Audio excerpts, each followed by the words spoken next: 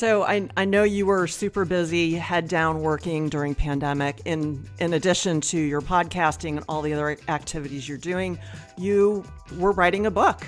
So the book was recently published. It's called Ageless Intensity, Effective Workouts to Slow the Aging Process. And in the book, you offer evidence on how high-intensity exercise can minimize psychological effects of aging, as well as maximize health benefits for people 40 and older. And I just was hoping you could give us the author's elevator pitch for the book. And also, I'm curious to know what drove you to the topic and what did you learn during your writing journey?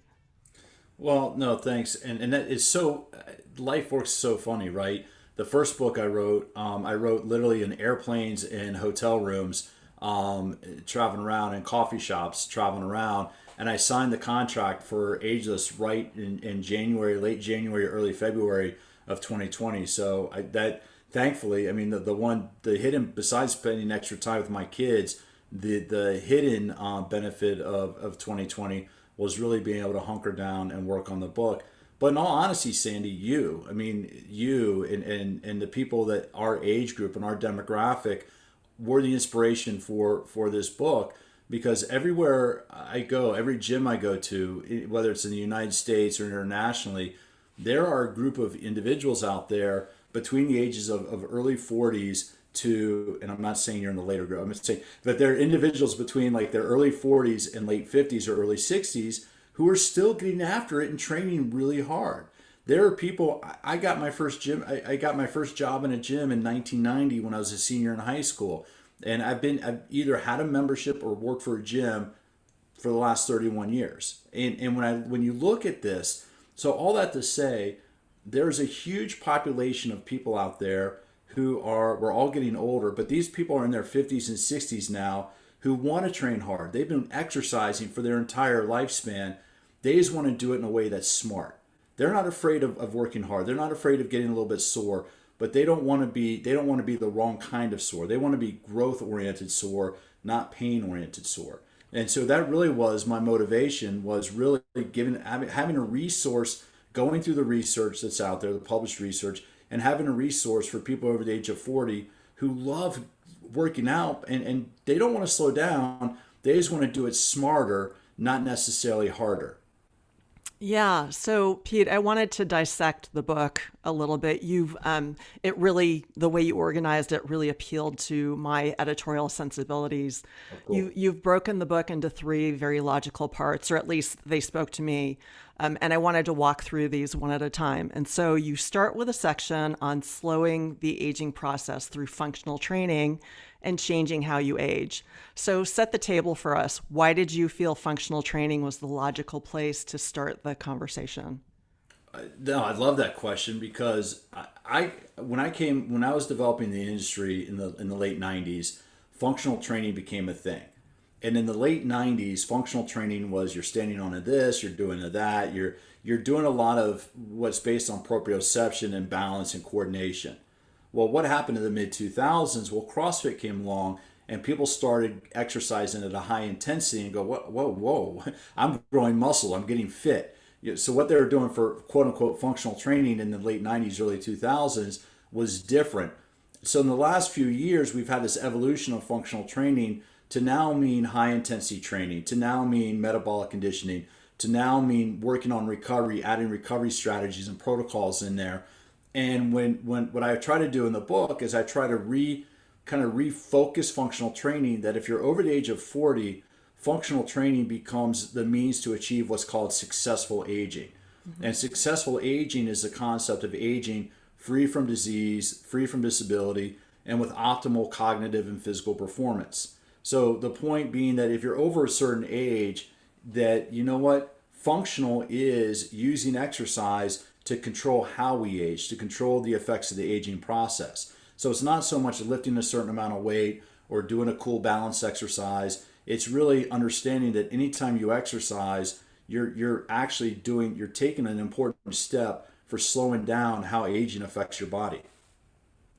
So, I mean, for instance, I like to garden a lot. And so I try to do moves in my training that assist me with that. And in fact, I shot a series of moves last week that we put out as an article as the gardener's workout. It's a functional workout. And so is that the kind of thing we're talking about, just making it applicable to real life situation?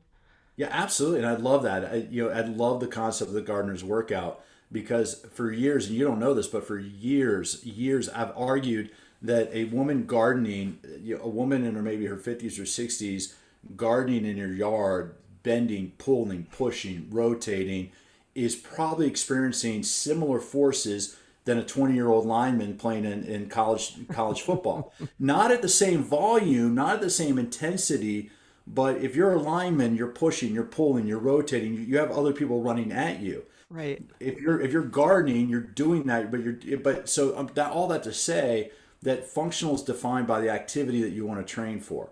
So yes, if you want to garden, if you want to play with your grandkids without being sore the next day, if you want to take that vacation, now that we're traveling again, if you want to go to Machu Picchu and go for that hike, or if you want to go, I had a client one time hire me to get ready for kayaking around New Zealand.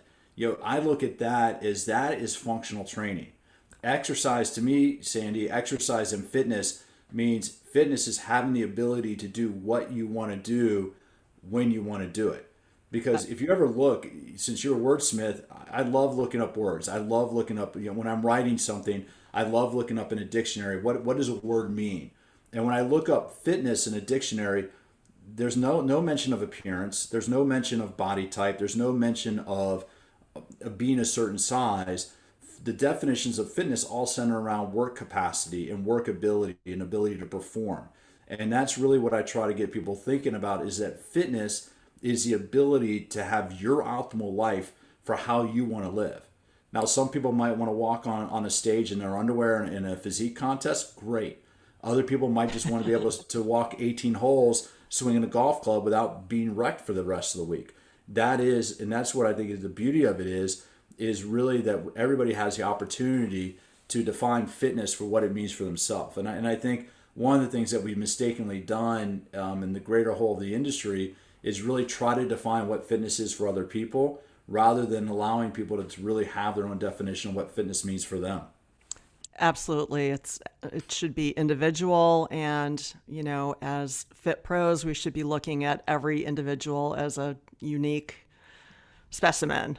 Everybody has their own goals, whether they're aesthetic, whether they're functional, whether it's competing at a very high level in sports. It can be anything to anyone, and so we really have to remember that.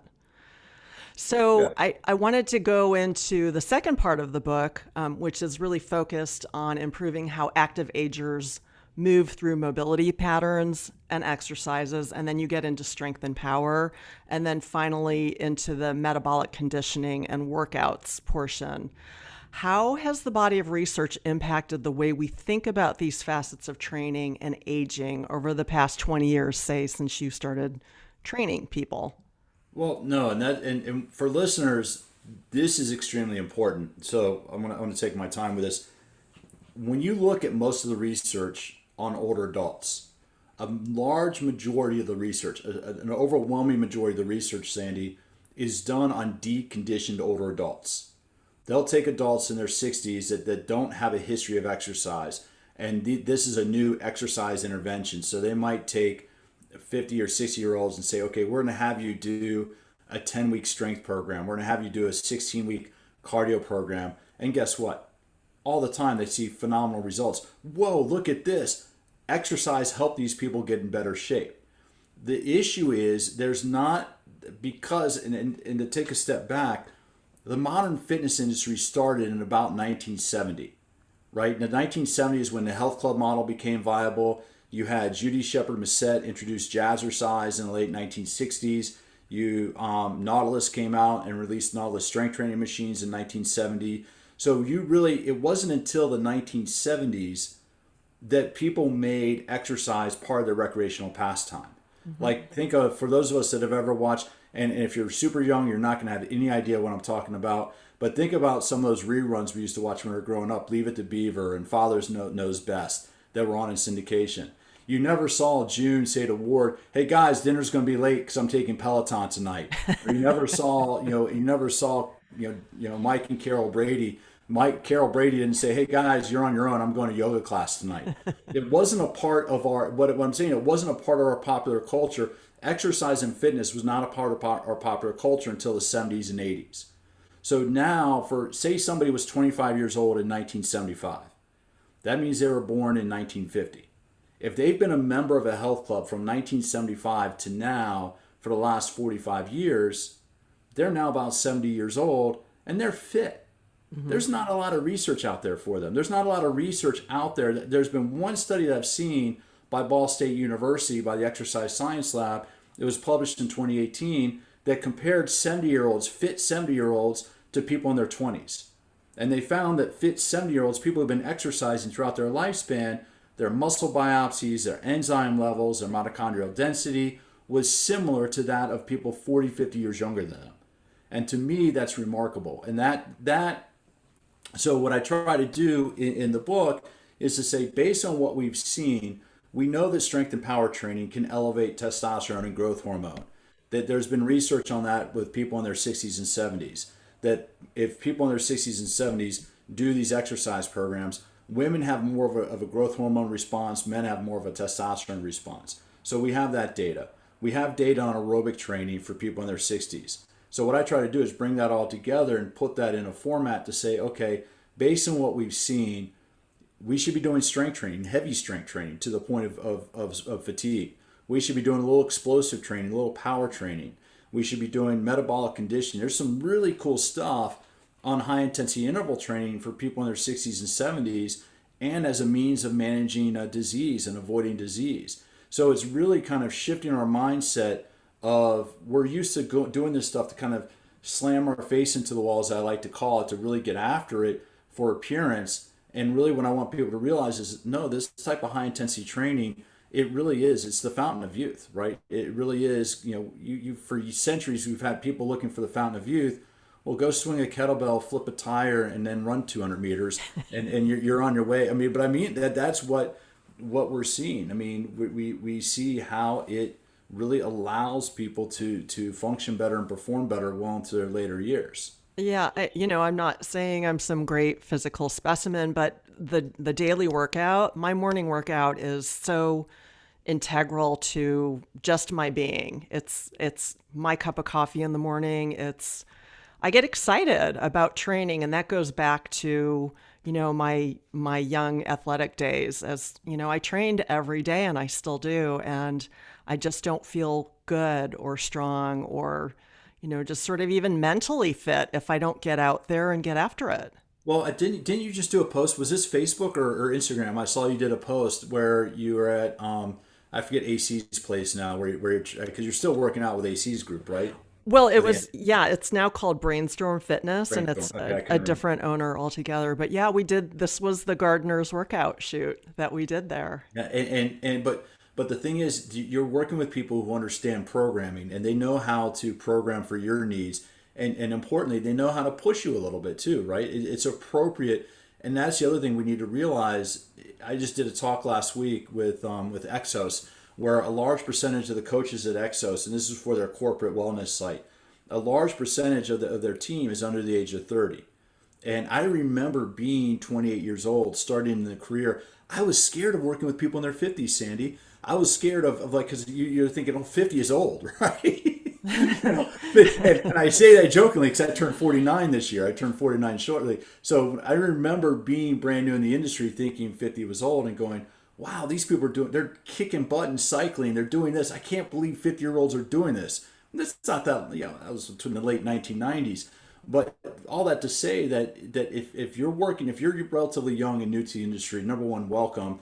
But number two, be smart about how you do the programming, because somebody my age in their late 40s or somebody in their 50s that's been exercising, they're fit and they can work hard, but they just want to work smart. And if they need to take a moment off and catch their breath, by all means, let them do that. Yeah, I would say in the past 3 to 5 years, my new sort of personal mantra has been, just because I can do it doesn't mean I should do it. every time. If I'm not feeling it that day, I just, I give myself a pass. I'm not loafing it. I mean, because my standards are pretty high, but I do give myself a pass every now and again and just say, just enjoy the movement, enjoy moving. But that's why I made mobility. That's why I made mobility such an important point in the book, is because, in all honesty, Sandy, some of my favorite workouts are just mobility workouts, are just going through like body weight lunge patterns, going through maybe some mobility stuff with a TRX or with a Viper, not doing a lot of heavy load, or maybe using a cable machine, of just moving through different planes of motion. Because yes, I want to get after it and be able to lift heavy, but physiologically we can only do that 2, maybe 3 days a week. Yeah. Because we need, especially as we get a little bit older, we need a little bit more recovery time. But it doesn't mean, so you can go hard. If you had a hard workout this morning, you're like, whoa, that was really good. It doesn't mean skip it tomorrow, but what it maybe means is, instead of going hard tomorrow, that maybe you take that gentle yoga class, or maybe you just do a body weight movement, or maybe you go for a good 45 minute walk that gets your heart rate up a little bit and gets you sweating a little bit, but not out of breath. Yeah. And that's where I want people thinking about, is that you don't need to crush yourself with every workout, but 2 or 3 workouts a week should make you slightly uncomfortable to get the best results, throughout the aging process. Yeah, well, I would love to train with you sometime, Pete. And that brings us to the last part of the book, which is about designing your workout plan to extend your lifespan. And I think you just alluded to some of the principles of that in what you just said. But I wanted to ask you, after researching and writing the book, and as an active ager yourself, what did you learn that led to any kind of change in your own training regime? I love that question. It's just what you just said, just giving yourself permission sometimes. You said it so well. It's giving yourself permission sometimes to say, you know what? My head might say today's supposed to be a hard day. Maybe I didn't sleep well last night. Maybe whatever. Maybe I didn't make good nutrition choices yesterday, and I'm not feeling 100% today. Or maybe my mind's on something else. I'm thinking about my deadline for IFJ or something like that.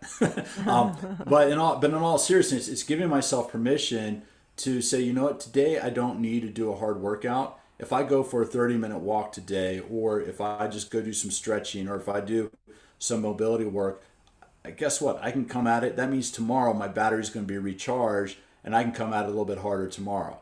So what I try to do is I look at my week, and I'll try to kind of plan out my week, what I'm going to do, how I'm going to train. I try to get people thinking about this, whether I'm doing my podcast or whether I'm writing an article or a book, is we should spend a little bit of time at the beginning of the week, like on a Sunday, say, all right, what's our week going to look like? What's our schedule look like? When can I fit it in? Is there a day when I might have a crazy day? What can I do on that day? And so it's really trying to get that. But it's just what I've learned going through the research is just be forgiving, because guess what? Tomorrow's going to happen. So if it didn't make it today, whatever you can do today, just get out and move a little bit, and come back and do it again tomorrow. Excellent. Great way to sum it up.